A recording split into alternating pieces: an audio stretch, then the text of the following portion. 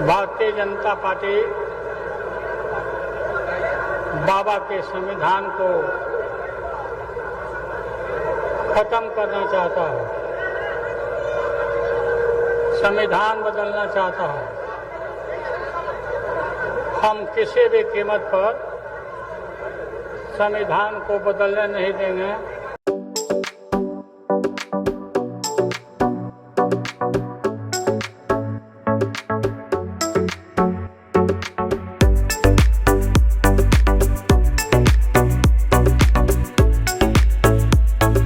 नमस्कार मित्रों, लालू यादव एक ऐसे राजनीतिक शख्सियत हैं जिनके न जाने कितने फ़ैन हैं, उनके विरोधी भी हैं और वो हमेशा चर्चा में बने रहते हैं। 2024 के चुनाव में वो उस तरह से सक्रिय तो नहीं है, लेकिन चर्चा में बने हुए हैं। और उनके चर्चा की शुरुआत तो जब इंडिया गठबंधन बन रहा था तभी से हो रही है, क्योंकि उनके तमाम बैठकों में लालू यादव दिखाई पड़े और न केवल दिखाई पड़े बल्कि अपनी बात भी रखी। उन्होंने इंडिया गठबंधन के मंच से ये सभी को संदेश दिया कि हमें आपसी झगड़ों को भुलाकर एक साथ मिलकर मुकाबला करना है भारतीय जनता पार्टी का। और उसके बाद जो कुछ हुआ आपके सामने है। आज लालू यादव की चर्चा मैं इसलिए कर रहा हूँ क्योंकि लालू यादव की आवाज़ अब कमज़ोर हो रही है। उनमें जो भाषण का एक जो उनका तौर तरीका था, उस तौर तरीके को अब वो बरकरार नहीं रख पा रहे हैं। एक प्रखर, एक कुशल वक्ता माने जाते रहे हैं लालू। उनकी आवाज़ में एक अलग जादू था। लेकिन इन तमाम परिस्थितियों में भी लालू यादव जनता के सामने आए और वो तब आए जब उनके ऊपर परिवारवाद का आरोप है और अपने परिवार के लिए आए, पूरे परिवार के साथ आए। छपरा के मंच पर वो दिखाई पड़े।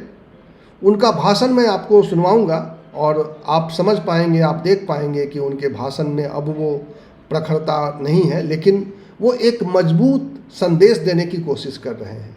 इस वक्त जो विपक्ष की सबसे बड़ी चिंता है और देश की सबसे बड़ी चिंता है, संविधान बचेगा कि नहीं, उसको कहने के लिए उन्होंने किस तरह से अपनी बात रखी है वो आप देखेंगे। आप देखेंगे कि लालू यादव, जिन्होंने इस चुनाव को कई तरीके से प्रभावित किया है, 2024 के चुनाव उनके प्रभाव के बगैर नहीं हो रहा है। आपको याद रखना चाहिए कि जब तेजस्वी यादव ने बिहार में सरकार बदलने पर, यानी नीतीश कुमार के पाला बदलने के बाद, जब उन्होंने एक जनविश्वास रैली का एक सिलसिला शुरू किया और उसका आखिरी मुकाम पटना गांधी मैदान में जब एक बड़ा कार्यक्रम हुआ था, तो उस कार्यक्रम में भी लालू यादव ने कुछ बातें रखी थी। और उसी कार्यक्रम में लालू यादव ने मोदी के परिवार को लेकर सवाल खड़ा किया था।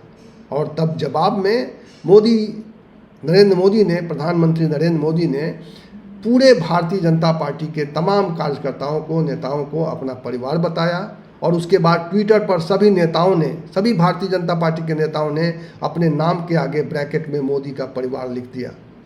तो लालू यादव इस रूप में किस तरह से चुनावी और किस तरह से सियासत को प्रभावित करते रहे हैं, ये हम सभी जानते हैं। लेकिन आज जब मैंने लालू यादव को सुनने की कोशिश की तो मुझे ये अंतर साफ तौर पे दिखाई दिया कि उनकी आवाज़ कमज़ोर हो गई है।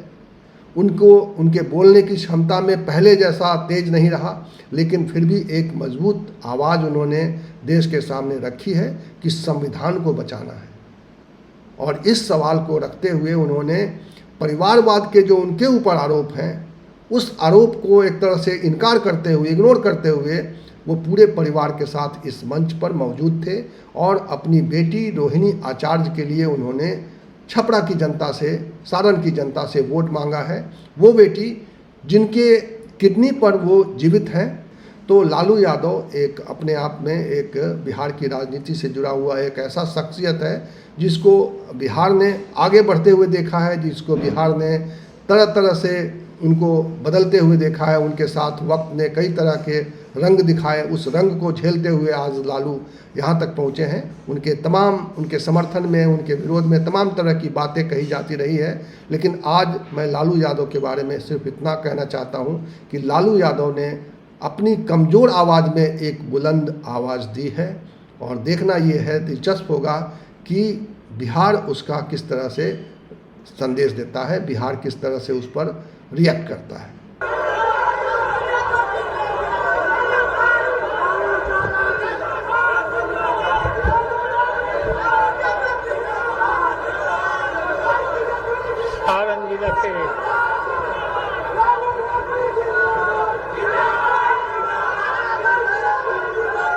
सारण जिला के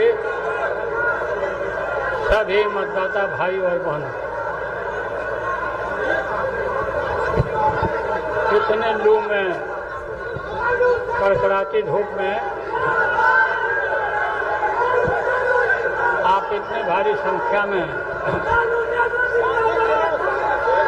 इकट्ठा हुए हैं। मैं आप सब लोगों को धन्यवाद देता हूं, बधाई देता हूं, अभिवादन करता हूं। भारतीय जनता पार्टी बाबा के संविधान को खत्म करना चाहता है, संविधान बदलना चाहता है। हम किसी भी कीमत पर संविधान को बदलने नहीं देंगे और बाबा के नाम को कोई अजू बाबा का लिखा हुआ संविधान नहीं है। रिजर्वेशन खत्म करना चाहता है। इसके लिए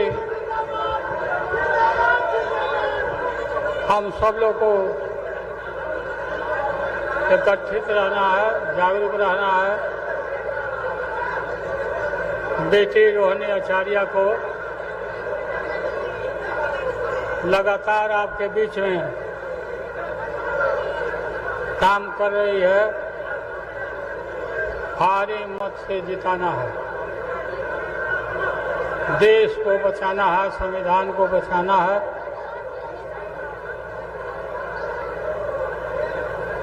हम लोकतंत्र संविधान को हम मिटने नहीं देंगे। पिछड़ा वर्ग, पिछड़े वर्गों को ये उनके हक को छीनना चाहता बीजेपी। तो आप सब लोग इकट्ठे रहिए। काफी धूप है, काफी लोगों ने समय दिया, मैं धन्यवाद देता हूँ। लागल लागल झुलनिया में धक्का लागल लागल झुलनिया में धक्का बोलूँ पत्ता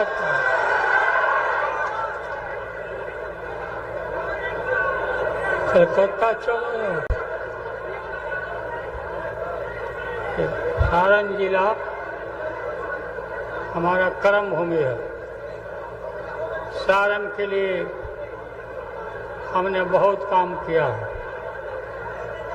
रेल का कारखाना, फैक्ट्री, इंजीनियरिंग कॉलेज, मढ़ौरा में इंजन का कारखाना, ये सब काम हुए, आप जानते हो। आप काफ़ी थक गए होंगे, हम भी थक गए हैं। हम आपके बीच में यही हैं। बोलिए, रोहिणी आचार्य को जिताइएगा कि नहीं जिताइएगा? तो हाथ उठा कर आप कहें।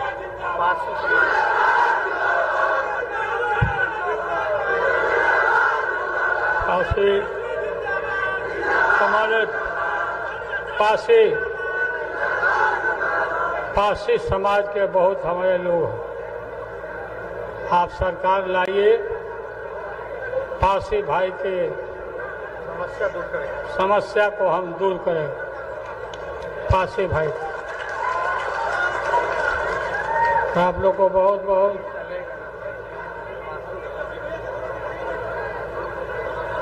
धन्यवाद। जिंदाबाद। सभी लोग मेरे साथ हाथ उठाकर बोलिए, छपरा का सांसद कैसा हो।